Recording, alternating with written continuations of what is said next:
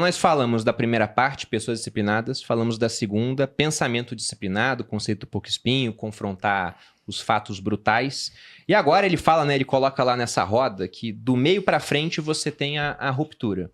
E a última parte que ele fala é de ação disciplinada, onde ele coloca 2 pontos. Uma cultura da disciplina, que significa pessoas que elas fazem o que tem que fazer sem fiscalização o tempo inteiro. E o outro é o uso de aceleradores tecnológicos. Ou seja, ele não está falando aqui que a empresa ela é de tecnologia, mas ela usa a tecnologia a seu favor. Como, por exemplo, o fato de que a gente faz transmissões aqui, ao invés de fazer só para 30 pessoas, faz para 1.000 num podcast que pode pegar 100 mil views, por exemplo. Então, por um custo muito baixo, a gente consegue falar com muita gente e, naturalmente, o nosso custo para adquirir um cliente acaba ficando mais baixo. Queria saber comentários de vocês sobre isso, como é que o pessoal que está assistindo aqui pode implementar tecnologia, esses aceleradores, para conseguir resultados mais rápidos e também ter uma cultura de disciplina na empresa. Não só a cultura de disciplina, mas a cultura que é aquela que o fundador realmente quer dar. Porque o que acontece com negócios que eles são pequenos e eles começam a crescer é que é difícil você espalhar a cultura do líder, daquele time inicial, para todo mundo. No automático não acontece, tem que ser um negócio mais planejado. Tem uma frase que eu não lembro quem de vocês dois que construiu, que a gente até em determinado momento cogitou levar essa frase para a nossa cultura. A gente manteve os princípios dela, inclusive que colhemos, aqui no Grupo Primo, nós colhemos frutas baixas e preservamos as sementes. Foi o Thiago que construiu essa, né, Thiago? E aqui quando a gente fala de eficiência, quando a gente fala de processo, de repetição, de disciplina e aceleradores tecnológicos, o que a gente está falando basicamente é, na cabeça do empreendedor, ele tem uma mentalidade de matriz de esforço e impacto, então eu vou ter o menor esforço com o maior impacto para o meu negócio. E aqui é a mentalidade de fruta baixa. Qual é a próxima fruta que eu vou pegar no meu negócio que eu consigo alcançar? Eu não vou pegar aquela do topo da árvore, vou pegar a próxima de maior impacto aqui e vou executar. Então, exige esse tipo de mentalidade. E o segundo aspecto do colhemos frutas baixas e preservamos as sementes, tem várias interpretações. Mas a interpretação que eu carrego dessa frase é, pô, você foi lá, colheu uma fruta baixa, comeu ela, deu certo, pô, entregou um baita de um resultado. Como na próxima vez ela se torna mais baixa ainda, né? Isso é processo, é documentação. Né? Eu executei uma baita tese, executei um processo grande aqui dentro da companhia que trouxe um resultado. Como que eu faço para o coleguinha do lado, da próxima vez, repetir isso e obter um resultado ainda melhor? Então, na minha cabeça, a mentalidade é matriz de esforço, resultado, fruta baixa e processo. Fui numa resposta mais pragmática aqui, ferramental da tese dele, tá? E eu concordo, né? Processo, inclusive, Perini, documentação de processos e eficiência é o maior indicador de falta de quebra de crescimento de companhia. Quando você começa a ver o indicador de receita batendo do lado, você vai ver o que acontece dentro da empresa, uma entropia, uma dissipação de energia, onde as pessoas estão gastando um monte de tempo repetindo coisas que já deveriam estar automatizadas ou já deveriam estar mais eficientes com aceleradores tecnológicos, inclusive.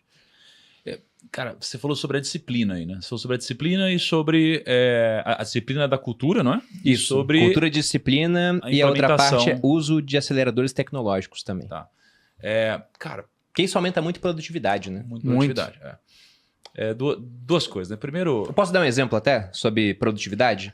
Eu vi um Reels que você gravou há pouco tempo sobre as tâmaras, né? Com aquele ditado, quem planta tâmaras não colhe tâmaras. Uhum. Porque as tâmaras lá atrás demoravam 80 a 100 anos para dar frutos. Sabe quanto demora hoje? 5. Caramba. Por quê? O cara pegou essa tamareira aqui, em vez de dar frutos em 100 anos, deu em 90. Pô, então vamos pegar sementes dessa? Aí das sementes dessa, você gerou uma safra de tamareiras, algumas iam dar em 100 anos, outras em 90 começam. Nossa, algumas estão dando em 80. Vamos pegar a semente da de 80? Aí vai lá ter uma curva de Gauss, né? Novamente, 90, 80, 70. Então, com seleção, eles foram fazendo as tamareiras darem tâmaras cada vez mais rápido. Hoje tem tamareira que dá tâmara em 5 anos. Mas deve ter outras coisas também, né? Deve ter, tipo... uns veneninhos, não, a seleção... Com certeza. Deve ter, amor, mas a seleção da aceleradores tecnológicos. Acelerador tecnológico, de todo jeito é um exatamente. recurso acelerador, entendeu? Eles estão usando. Então, como fazer tamareiras darem tâmaras em 5 anos? Cara, é interessante você falar isso, né? Porque tem uma empresa que eu acho muito interessante, que é a Boa Safra Sementes, né? E é, inclusive, uma das minhas grandes apostas hoje, né? Na Bolsa de Valores. E E é uma lógica muito interessante. Primeiro, assim, é uma empresa que cresceu muito, né? Ela tem lá, fez 70 milhões de lucro no ano, 130 milhões no outro, 170 no outro, 230 milhões no outro ano e sabe, sei lá, quanto ela vai fazer esse ano. Caramba, de 70 para 230 em 4 anos. E Foi talvez coisa assim. mais esse ano. É um baita growth, né? E aí você vê o preço da semente, pela venda de semente, subindo todos os anos consecutivamente desde 2007. Todos os anos.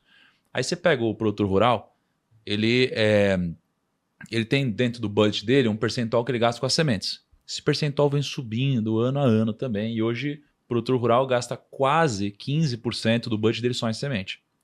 Por que ele gasta tanto em semente? Porque as sementes são cada vez mais tecnológicas.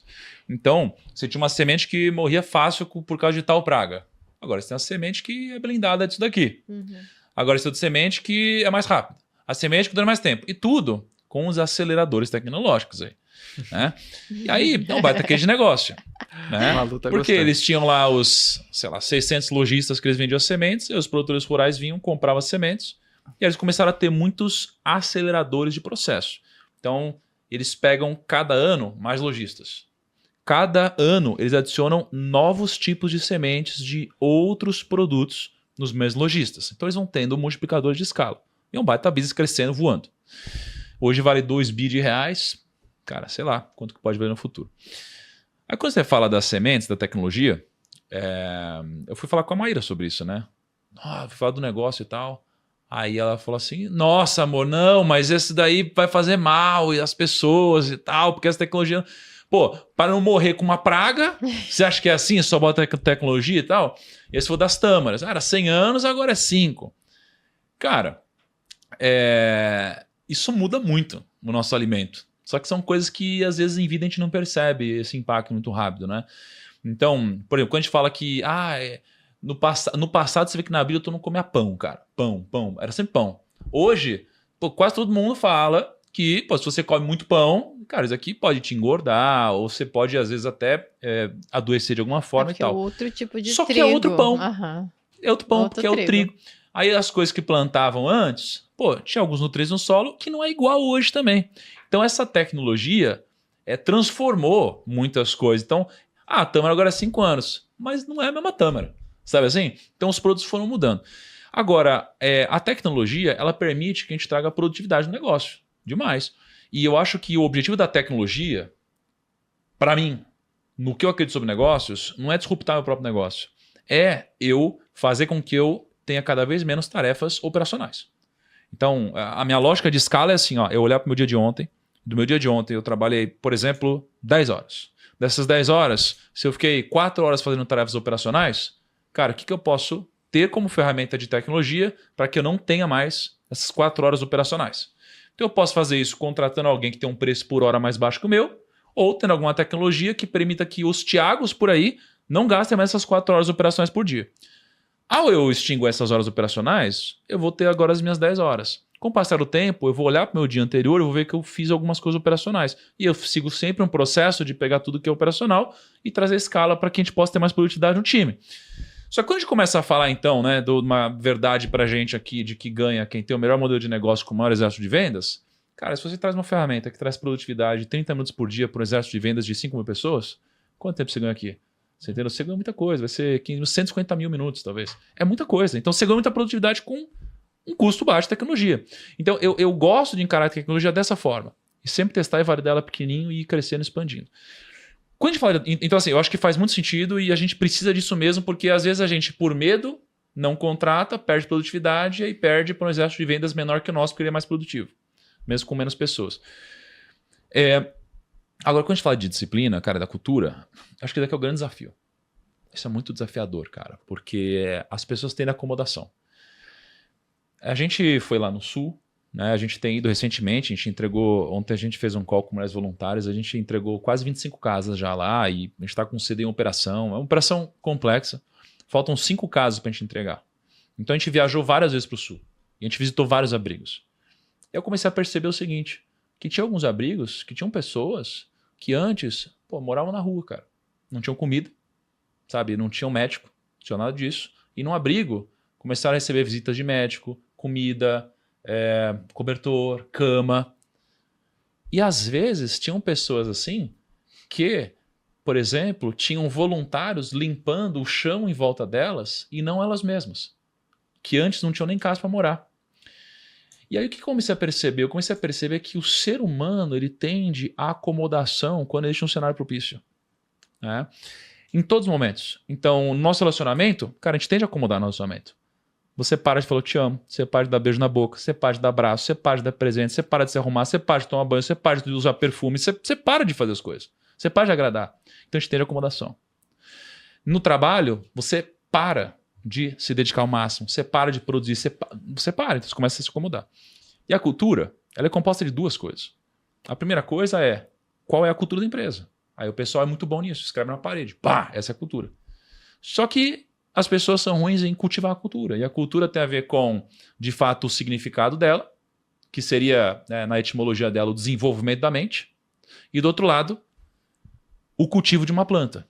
Essa é a etimologia da cultura, o desenvolvimento da mente e o cultivo de uma planta. E no desenvolvimento da mente, as empresas são muito boas, elas escrevem na parede, elas refletem sobre isso. Mas e no cultivo dessa planta? Porque o preço da vida, o preço do cultivo é a vida. Você precisa se doar. Se não existir o pagamento da sua vida, a vida acaba. Né? Então, imagina que eu fiz uma dieta muito grande recentemente, né? Eu tenho 1,90, né? Eu fui de 117 quilos para 93 quilos. É 24 quilos isso, cara. É muita coisa. Fiz uma dieta grande, mudei pro casamento. E eu fui disciplinado até chegar no objetivo. E aí eu parei de ser disciplinado. Porque não tinha mais objetivo. E aí, cara, na lua de mel, eu peguei um banoffee da Isabela Cari e comi de colher, mano.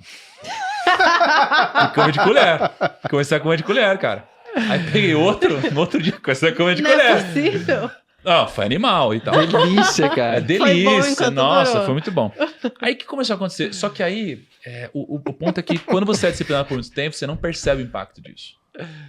Num dia você fala, ih, enchei. No outro dia você, não, já voltou ao normal. Só que aí você sai da disciplina outro dia. E com o passar do tempo, você perde não só o resultado, mas você perde a facilidade que você tinha de manter o hábito Sim. que veio como fruto do esforço inicial grande de desenvolver a disciplina. E aí, de repente, eu me vi, óbvio, nem perto do peso que eu estava no começo, mas eu já não estava mais com meus 93 quilos. Eu falei, meu Deus! E aí eu voltei agora a desempenhar a disciplina. E aí, agora eu estou muito mais forte do que eu estava, só que agora eu estou voltando a secar de novo. Então o que eu percebo é que a disciplina ela é inegociável na vida. Em qualquer área que você espera ter sucesso. Inclusive, por exemplo, na salvação. Quando eu estava refletindo sobre isso, eu achei sensacional. Até para quem quer e para quem acredita, por exemplo, em ser salvo e encontrar a vida eterna, até para isso, a disciplina é necessária. Porque se você não mantiver a disciplina, já que a gente tem um coração enganoso e a gente muitas vezes é fraco na carne, e a gente não mantiver a disciplina, cara, talvez nem a salvação você consiga. Pela falta da disciplina. Quem dirá então manter a cultura numa empresa? Agora, o prêmio de manter a cultura numa empresa, fruto da disciplina, cara, paga muitos frutos. O dividendo é muito alto, cara. Você tem um ambiente produtivo, um ambiente gostoso de trabalhar, as pessoas trabalham mais tempo, mais pessoas são recrutadas, tem menos turnover, vem mais resultado, a empresa cresce, cara. Então é uma disciplina, é essencial, mas sem isso eu acho que não existe, cara, um negócio bem sucedido. É como uma dificuldade adicional, né? Porque você, no caso da Banoff, era você com você, né, cara? Então, se você não retomar essa disciplina, cara, é o Thiago que tá com problema, obviamente seu relacionamento vai reverberar e tudo mais. Agora, numa empresa você tem sócios, né? São sonhos de várias pessoas. Então, a disciplina da cultura, ela é ainda mais vital, porque se você deixa de falar dela, é quase que você perde o alicerce da empresa e depois é difícil de voltar. A retomada da cultura é um processo muito doloroso e muitas vezes impossível. Dependendo do lugar que ele chega, do ponto que você se perde, você não consegue retomar. Eu acho que a cultura é a única vantagem competitiva que está 100% na mão do empreendedor.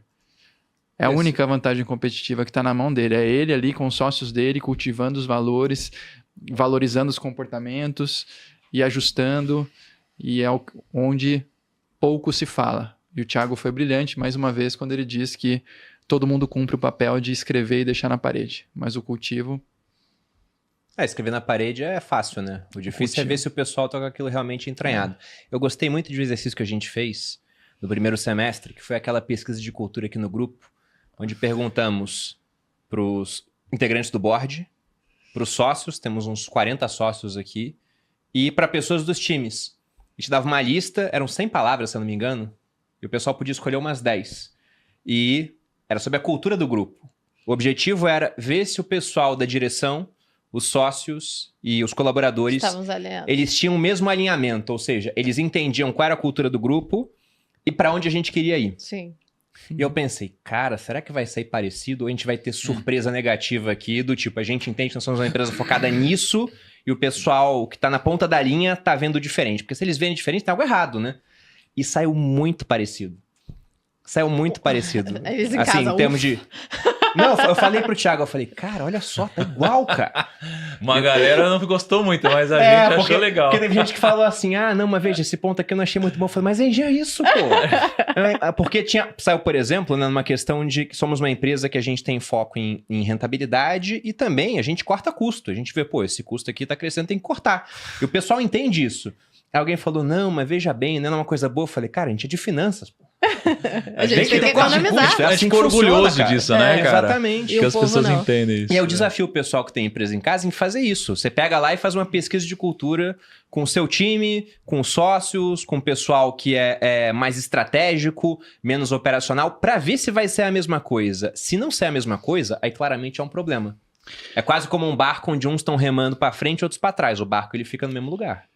O caminho que a gente está seguindo aqui, que o Perini está contando, a gente escolheu um método de revisão cultural na empresa que é chamado Organização Dirigida por Valores, do Richard Barrett. E é mágico quando você entende que o movimento da organização e os passos da cultura estão nos controles comportamentais. Quando você chega no final ali, porque todo mundo fala de cultura, missão, visão, valores, termina aqui, é uma tríade. Mas não, tem o quarto passo aqui. Que é dos valores, eu desço os comportamentos que eu espero e os comportamentos que eu não espero dos colaboradores. E tá aqui a atração da cultura. A atração da cultura tá em você valorizar os bons comportamentos e premiar os melhores comportamentos e corrigir os comportamentos que não estão avaliados. E aí você tem sim uma organização completamente dirigida por valores, no limite, por comportamentos.